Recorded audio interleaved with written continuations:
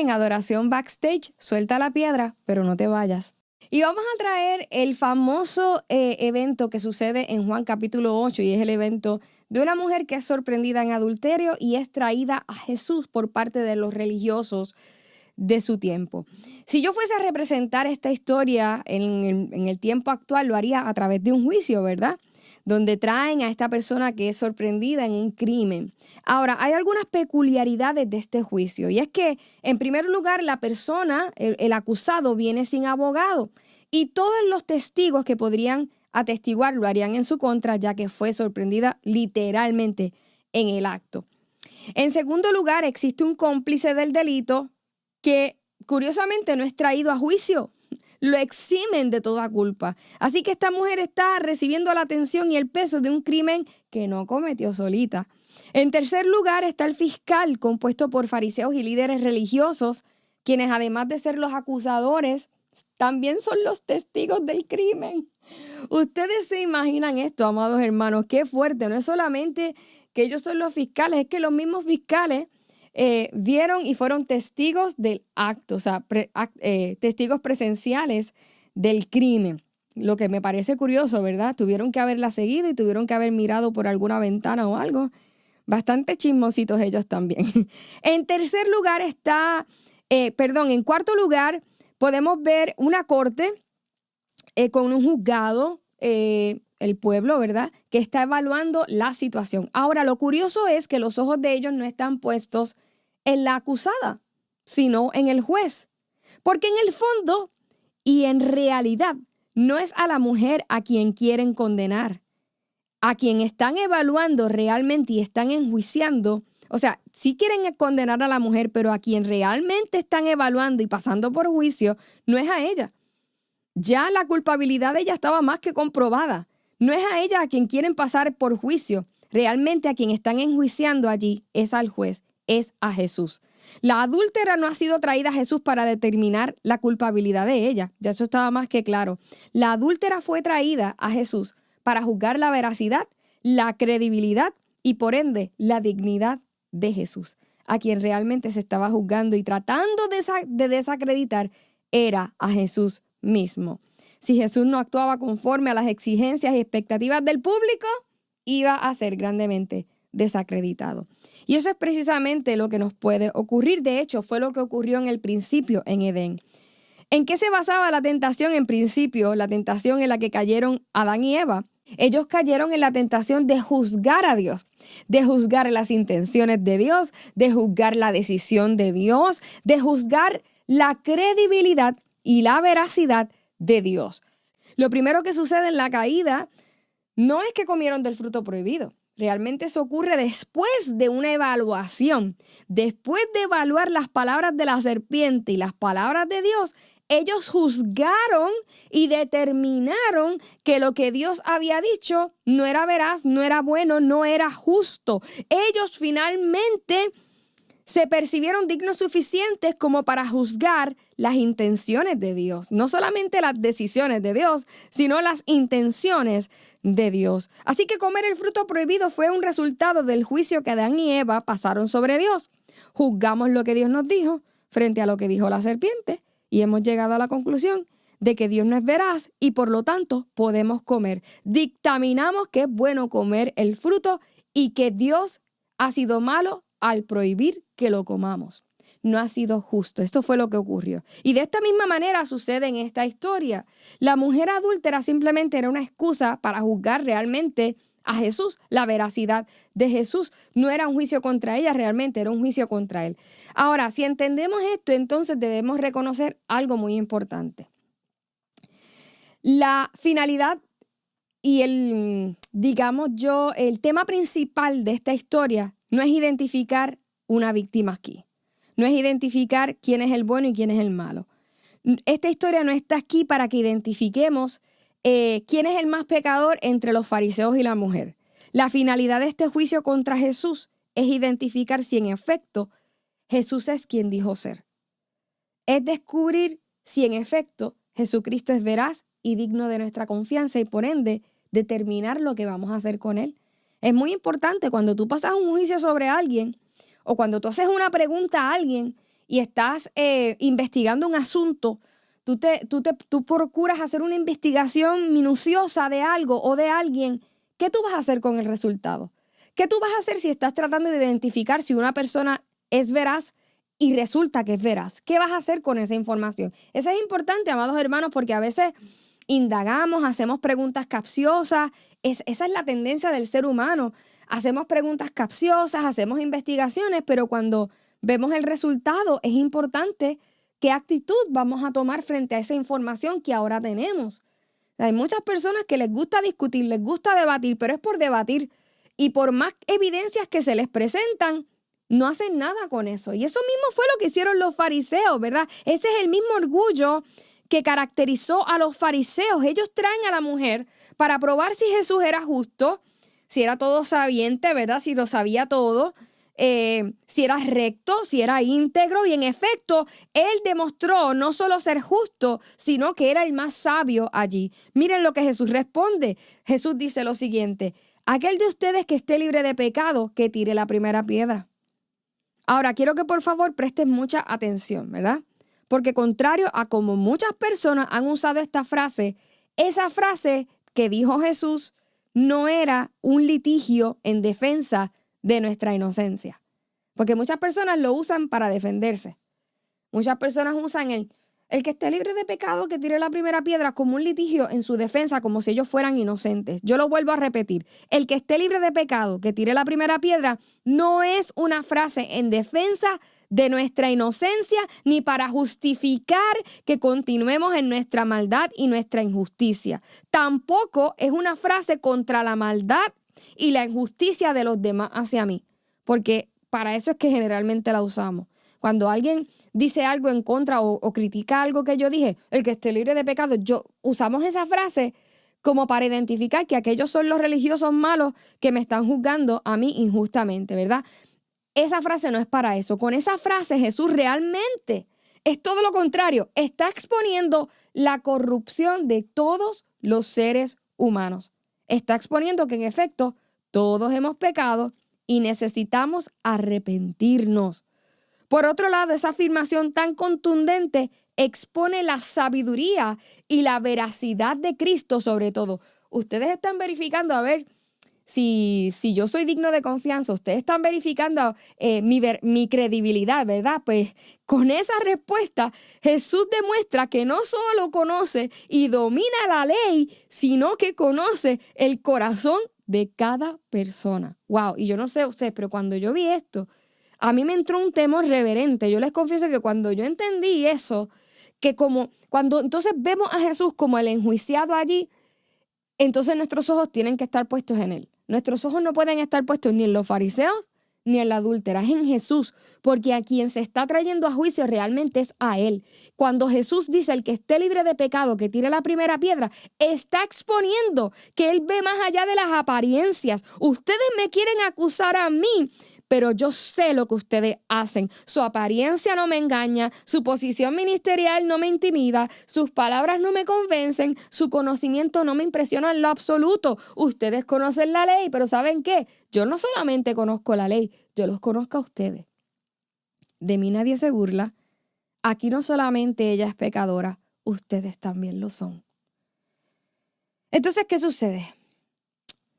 Cuando escuchamos esta historia y yo confieso que me ha sucedido a mí, por ejemplo.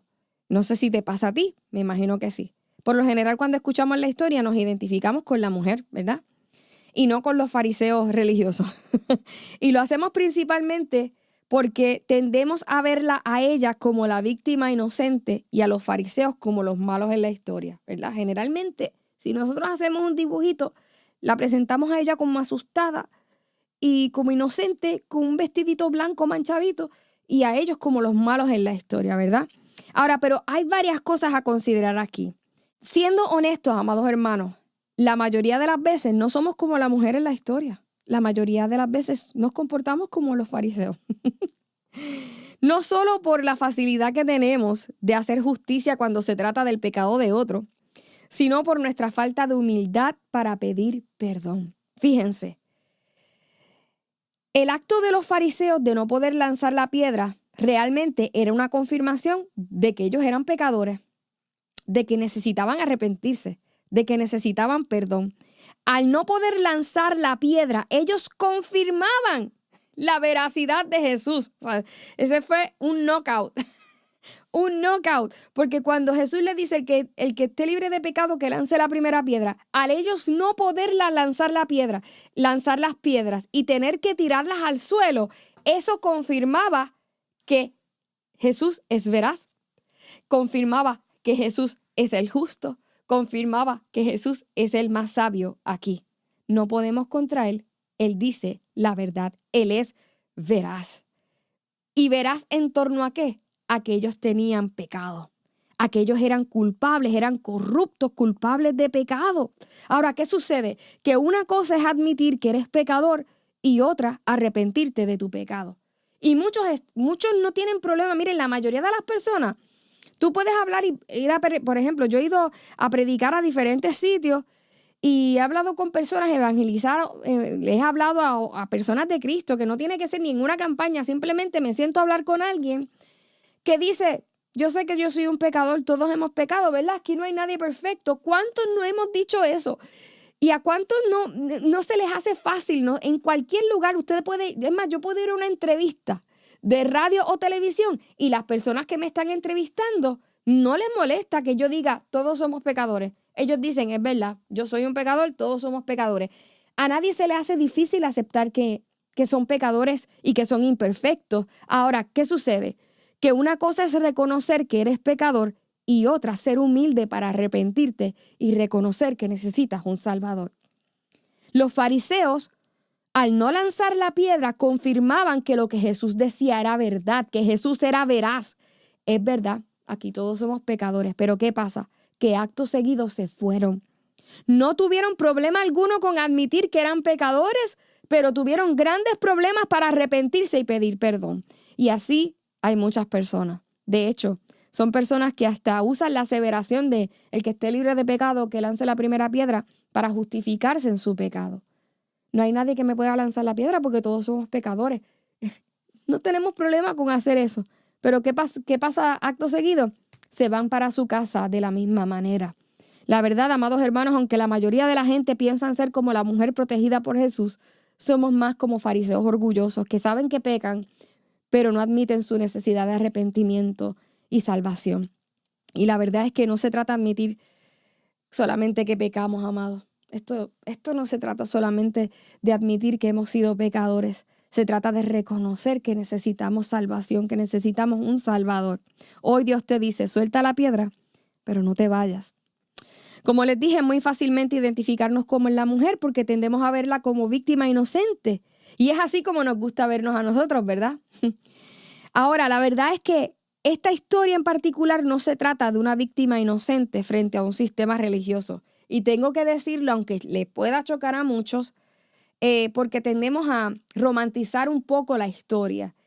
La Biblia dice que la paga del pecado es muerte, ¿cierto? Y así estaba establecido en la ley de Moisés, que el adulterio debía pagarse con linchamiento. Así que aunque es cierto que los fariseos fueron injustos con la mujer al traerla solamente a ella, realmente era verdad que ella merecía morir apedreada porque cometió adulterio. O sea, ella era una víctima, pero ¿de quién? De ellos, no, de su pecado. Y yo quiero que por favor asimilemos esto, ¿verdad?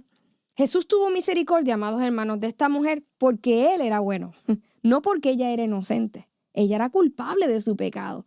Yo quiero que lo visualicemos de esta manera, porque quizás si yo se los digo así, quizás no entendemos. Pero mire, yo no sé cuántos de ustedes se han divorciado porque su cónyuge le ha sido infiel, ¿verdad? Yo no sé, gracias al Señor no he pasado por ese dolor y oro constantemente por mi esposo y por mí misma, ¿verdad? Para mantener mi integridad y mi fidelidad. Pero yo he conocido personas que han sufrido la infidelidad a causa de la infidelidad de su esposo.